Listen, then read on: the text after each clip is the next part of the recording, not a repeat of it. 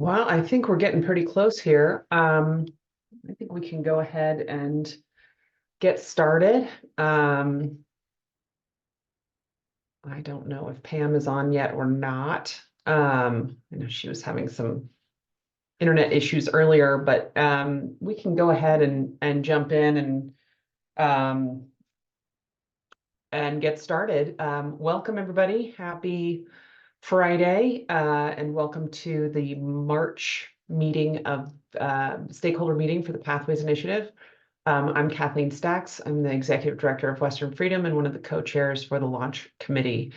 We are excited to provide some updates today and wanted to, I think, really just let everybody know that we are continuing to make pretty amazing progress. I want to sort of start by thanking all of the members of the launch committee for all the time and work that they have put into this.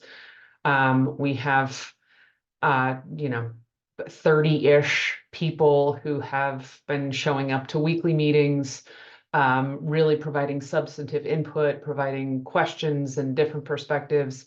And we're all still working together. And I think that is a pretty significant accomplishment for the complexity of this issue, for the diversity of groups that we have, and it is a large number of people with actual day jobs. So this is a huge commitment, and I think very much a worthy one as we continue to make progress.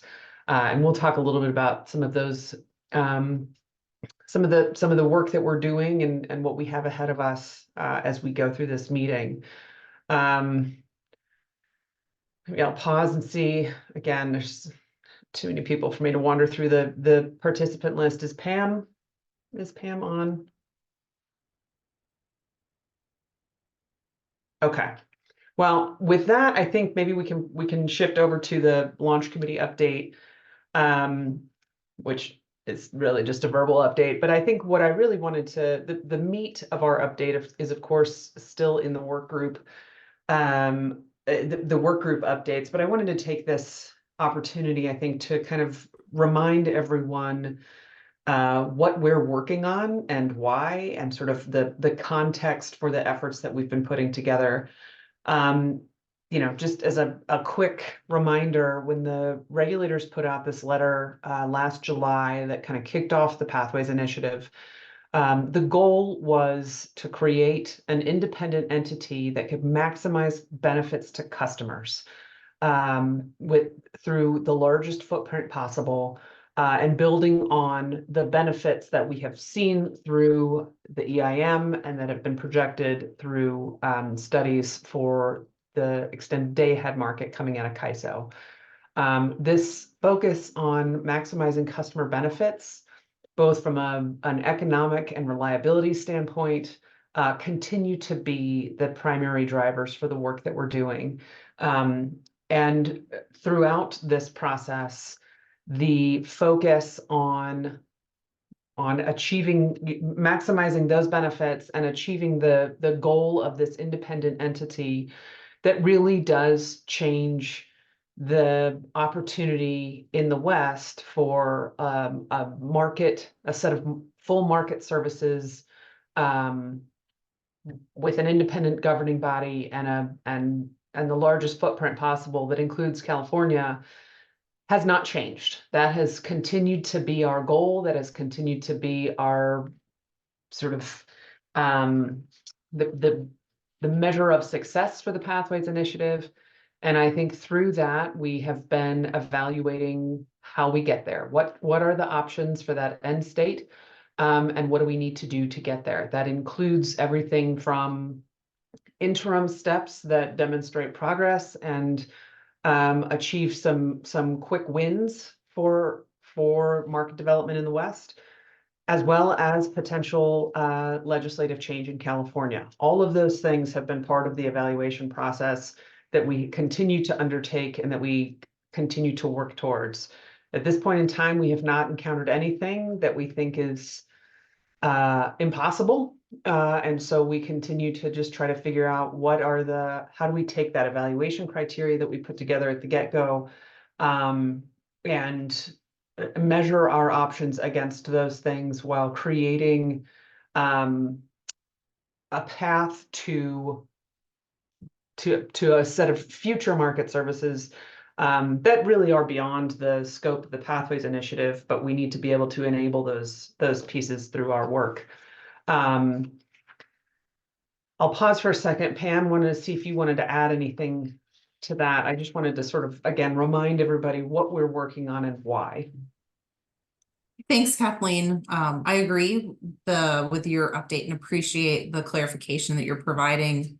I think as we've worked through the process, that we've identified some of those incremental opportunities to make enhancements, and that those can occur more quickly than but we are committed to the same long-term goal. And that while we want to move as much independence forward as quickly as possible, that our long-term objectives have not changed. And I think Kathleen captured that clarification very well. Thanks, Pam. With that, I think maybe we'll switch over to the priority admin working group. And I'll pass it over to Jim to provide some updates on some of particularly the budget and funding related items. Thank you, Kathleen. Again, my name is Jim Shetler. I do serve on the Pathways Launch Committee. My day job is General Manager for the Balancing Authority of Northern California, and want to wish everybody a happy Ides of March. What I did want to do is kind of update us on where we're at with Phase 1 funding. And maybe if we go to the next slide, please. One of the things we did say that we would be open and transparent on where the funding's coming from. I want to first of all thank those of you on the call who have been funders. We greatly appreciate your willingness to support us. The budget for this Phase 1 effort that we estimated about 4 or 5 months ago is $570,000. We have commitments to date that are just around $430,000 with some additional commitments that haven't come in yet. And invoices have been sent out, funds are flowing in, so we're able to pay our bills. We greatly appreciate that. The thing I did want to note on this is we have a fairly broad and diverse set of funding parties that have agreed to help us. And also that there isn't any super large amount of money coming from any one entity that's trying to in any way dominate our funding, if you will. This chart, I'm not going to spend a lot of time more on it other than to let you know that it is posted on the WEED website. It is dynamic. It does change as other commitments are made, but you can see this in more detail on the WEED website if you wish to do so. And then the next thing I wanted to note was that when we put together our budget, we were assuming a Phase 1 effort through April. And we also were looking at some federal funding from DOE. We are still working. We've submitted an application for and believe we will get funding from DOE. That likely won't arrive till probably the June or July timeframe. So we are in the process of updating the budget to reflect the need for probably some additional funding for May and June. We also anticipate that our stakeholder outreach and discussions on pathways will extend beyond April. The good news is that we're in the process of updating the budget. I don't see a need for increasing the budget request that we had put out originally. I think we can manage what we need to do between now and end of June within the original concept of $570,000. So with that, I'll stop. See if my co-chair Lisa has anything to add, and I imagine we'll take questions at the end. Thank you, Jim. I think you've managed it greatly, as always. Thanks. Turn it back to you, Kathleen. Thank you both. And again, thanks to everybody who has been willing to commit funding to our effort. It is, as Jim said, representative of the potential benefits of what we're doing to see so many different kinds of organizations across the West be willing to pledge financial support. So we are extremely grateful for those who have pledged already and who are considering pledges as well. So thank you. And with that, I'm going to pass it over to Evie for an update from the Functions and Scoping Work Group. Thanks, Kathleen. I'm Evie Call, and I am co-chair of the Priority Functions and Scope Group together with Spencer Gray of NIPSI. And my day job is as General Counsel and Policy Director at California Community Choice Association. So during the last meeting, I think Spencer described to you the stepwise approach that the launch committee is employing as we move incrementally toward greater independence and market governance. Step one represents the first, and I think as Kathleen called it, the quick win or the quick step incrementally toward greater independence over EIM and EDAM without exposing the structure to the risk of legal challenge. And we've progressed significantly with step one. I think we started with an advantage there because we had all the hard work from the EIM, EDAM Governance Review Committee that was done in that process. So we were able to take that and evolve it to a modified design that goes beyond the current governance structure and adds features of independence. We expect to present to you a straw design by April 10th and a paper to support that to explain it in greater detail. So I think we've really landed something with respect to step one. Step two is harder. It's the next incremental step of augmenting market independence, and it's going to require a lot more in-depth analysis and design, and it's likely to require a change in law. So given the complexity of step two, it's moved necessarily more slowly and deliberately. And I would say one of the main features that we're focused on right now is a design with a new regional organization organized as a 501c3. We expect on April 10th to provide you a discussion of our narrowing of options since we talked with you in December about the range of options 0 through 4. We've narrowed those some. And if we're really fortunate, we'll be able to present a straw proposal as well. But critically important is accompanying the step two design document will be a much more detailed schedule for continuing the step two discussion as we go forward into the summer and the rest of the year. We'd like to emphasize that nothing you're going to see on April 10th is going to be a final recommendation. What we plan to do is show you our work essentially on April 10th and get your feedback on our work before we go further. One last thing I'd like to highlight is there's a new piece of work since we spoke last that was done by the state regulators and consumer advocate representatives. They put together a proposal on how to protect the public interest and to maintain the autonomy of state policy, and that is for all states participating in the markets. And from that proposal, we have made recommendations for augmenting, even in step one, the WEIM governing body's responsibilities in that respect. And we expect to take it further as we work on step two. So again, the timeline will be, we'll post our straw proposal or discussions by April 10th. On the 19th, we'll have a meeting with stakeholders to review the straw proposals. We'll be presenting the work at the CREPC on the 25th and 26th of April. And we'll be making revisions based on feedback that we get from you at that time and move forward, keep on moving. So thank you again for all the input you've provided to this process so far, and we look forward to delivering you something on April 10th. Thanks, Evie. And with that, we can move to Q&A. I know this is sort of a shorter update this month, but we wanted to make sure that we keep these monthly updates on the calendar, that we are sharing progress and giving opportunities, regular opportunities for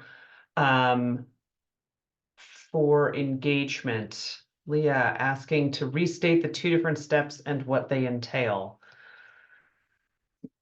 Evie or Spencer, I might. Yeah, okay. Step one, again, is kind of a step we can take in the near term and without really risking litigation. So that was kind of the boundary of what we were looking at in step one. And so what we've done, and you'll see it on the 10th, is move the level of authority from primary authority or from joint authority today up to primary authority for the WEIM governing body. And then we are working with a jump ball or dual filing in the event of any disagreements between the CAISO Board of Governors and the WEIM governing body. So the 2 key features are in step 1 are elevating the level of authority and introducing a dual filing concept for disagreements. So that's step 1. Going to step 2, we're looking again towards standing up a new regional organization. So it's further steps toward independence into the realm of sole authority of the entity over the market governance. So it's just taking the structure further and taking it possibly likely outside of the CAISO itself into a separate regional organization. Thanks, Evie. I see questions coming in on the chat. I'm happy to answer the ones we've got. If at this point you have a question, would you please raise your hand and ask it? That is probably easier than managing a live stream of questions, if you don't mind, through the chat. But I will start. Allie Mays from BPA has the paper from the state regulators and consumer advocates been posted to the website. And then I see Doug's follow up to say, can we? It has not yet. At this point, we were planning to include it in the package of information that we put out with the April 10th set of documents so that you can see how we're using that and how we're implementing that within step 1 and step 2, so you get the context of sort of how we're using that. But I think we can certainly have a conversation about whether or not it makes sense to post it before then as well. Is there likely to be an effort to amend California law during this year's legislative session?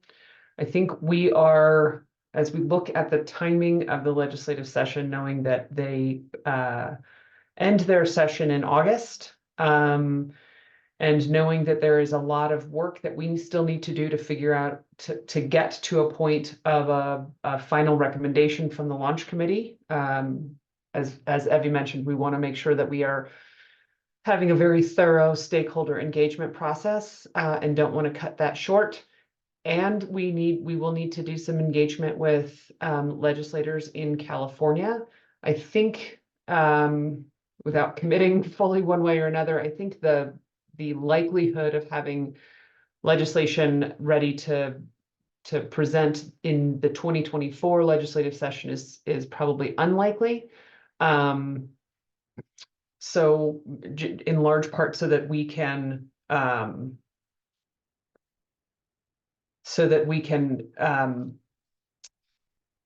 get the input and go through the thorough stakeholder process that we need to go. And yes, Laura, I see your question on updates. Yes, we can provide more content on the slides. We are trying to and we can put more of this information, I think, into our next sector updates. If you are not getting sector updates from your sector representatives on the launch committee, please reach out to those sector representatives, because we are trying to provide some written interim information that really reflects a lot of what we're presenting here. So trying to do this in both of those forums. So appreciate the question. Lauren, we'll go to you. Thanks. Lauren Kenny Dennison, Public Power Council. Thanks for the update today. Can you remind us when the legal analysis that's been conducted will be rolled out, what that looks like? And could you also talk a little bit more about how that funneled into the proposal or the different step process that you're going to be discussing on April 10th? Yeah, sure. I'll start with your first question, which is you'll be seeing it on April 10th in the package that we're putting it together, which will include the public interest document, the legal opinion, schematics, and a paper. So it'll be a fairly big package. With respect to council, what they have produced so far is kind of the beginnings of an analysis of the risk along the spectrum of our options. So as you recall, in December, we presented options 0 through 4, and we went to council and said, at what point in the spectrum does risk start arising for litigation, whether it is from a California standpoint or within FERC regulations? And so what they are working on and have come back with is a risk analysis. So kind of looking at the options and plotting the level of risk they perceive for litigation for each of the options that we're considering. So there isn't like a clear hard line, you can do this, you can't do that, but if you do this, your risk is higher of litigation. If you do that, it's lower risk of litigation. So that's kind of the framing you should expect to see on April 10th. Does that help? It does, thank you. And will that analysis be presented by the firm that performed it, or will this group be presenting it? How will that be rolled out? We haven't talked about that internally yet. Kathleen, do you have anything? In the written documents, we'll probably have something from the law firm. I think we will have a conversation about whether it makes sense to bring the attorneys to our next public stakeholder meeting, which is after we put the documents out. We'll put that on our agenda for consideration. Okay, thank you. Yeah, and asking because I do think that a Q&A opportunity might be helpful on those items. Thanks. Thanks, Lauren.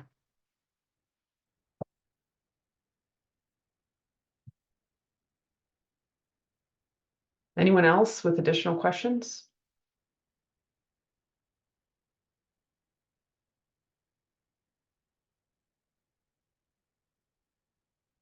All right, with that, our next stakeholder meeting, we've actually blocked off a little bit more time since we will have some, I will pause. Mary.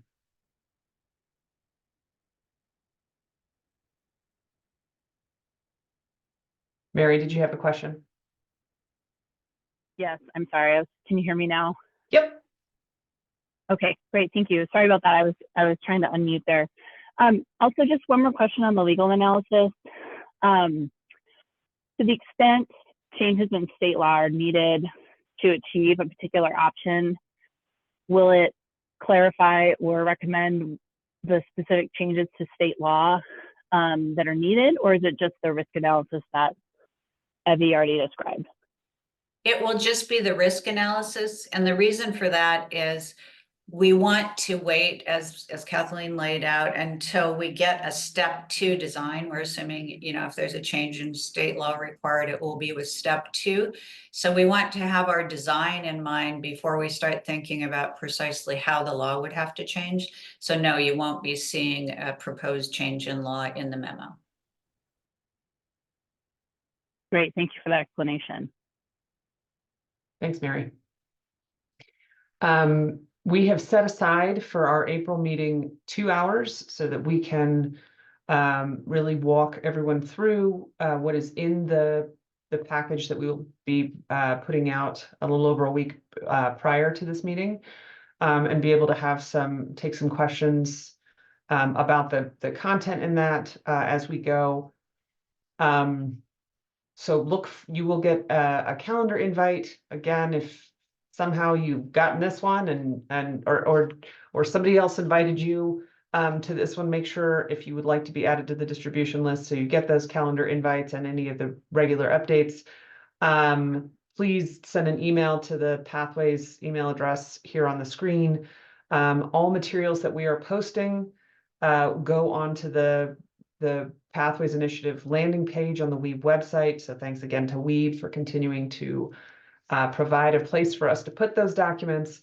And when we do post them, we will send out a notice and a link to everyone through that stakeholder distribution list, so that you will make sure that you will absolutely get to those things. It has been a long week, so I apologize for tripping on my words here.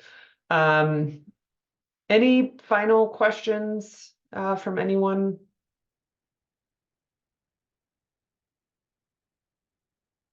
Any final comments from any of my launch committee brethren here?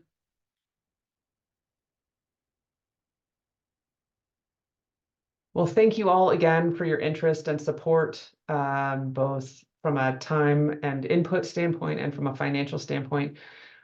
We appreciate the opportunity to keep working on this, and again, trying to maximize all the customer benefits that we have the opportunity to achieve. So thanks again, everyone. Have a fantastic weekend.